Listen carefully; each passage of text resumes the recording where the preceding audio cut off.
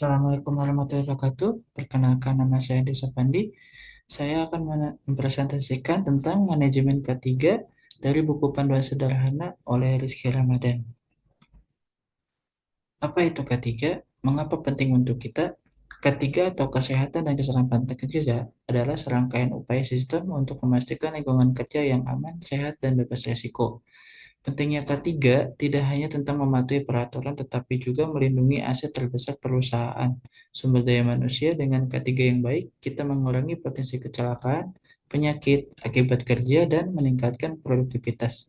Bayangkan sebuah tempat kerja di mana setiap individu merasa aman dan dihargai, bebas dari kekhawatiran cedera. Itulah esensi K3.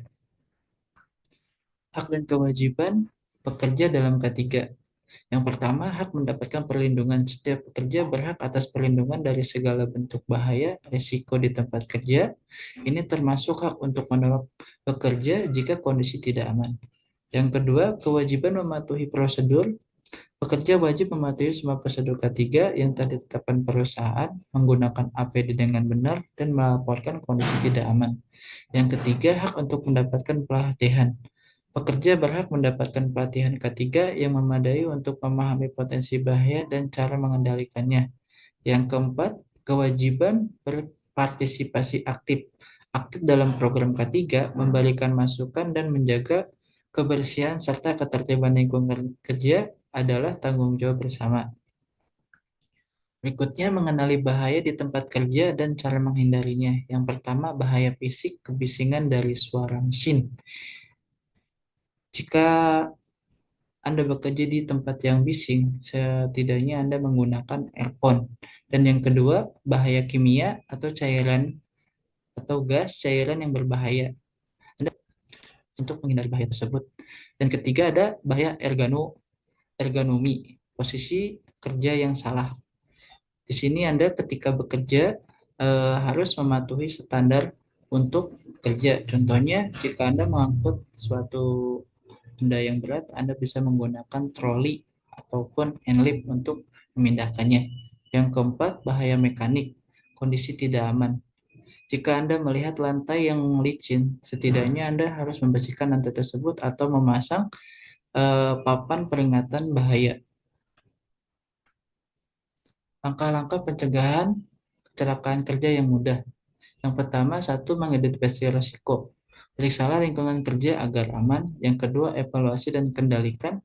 Mengendalikan bahaya, kemudian hilangkan potensi bahayanya. Yang ketiga, gunakan APD yang tepat. Pastikan menggunakan APD yang sesuai dalam pekerjaan. Yang keempat, pelatihan dan edukasi berkelanjutan. Ikuti pelatihan ketiga secara berkala. Yang kelima, pelaporan kondisi tidak aman. Jangan ragu untuk melaporkan setiap kondisi yang tidak aman. Pertolongan pertama, apa yang harus dilakukan saat darurat? Yang pertama, tetap tenang dan prioritaskan keselamatan. Pastikan area aman sebelum mendapati korban. Jika Anda bahaya, jangan membahayakan diri sendiri. Yang kedua, panggil bantuan darurat. Segera hubungi nomor darurat atau tim medis terdekat. Berikan informasi yang jelas tentang insiden. Yang ketiga, lakukan pertolongan pertama sesuai pengetahuan. Jika Anda terlatih, berikan bantuan dasar seperti menghentikan pendarahan, melakukan CPR, atau menstabilkan korban. Jangan melakukan tindakan yang tidak Anda kuasai. Yang keempat, tempatkan korban di posisi aman. Pindahkan korban di tempat yang aman jika memungkinkan dan pastikan ia merasa nyaman. Yang kelima, pantau kondisi korban. Tetap bersama korban hingga bantuan tiba, pantau pernapasan dan kesadarannya.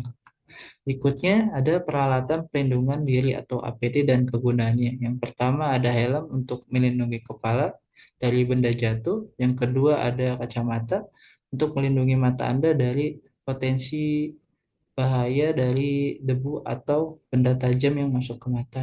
Yang ketiga ada airmat, gunanya untuk melindungi kebisingan ya, misalnya dari mesin yang bising. Terus yang keempat ada masker, digunakan untuk menghindari debu atau gas berbahaya.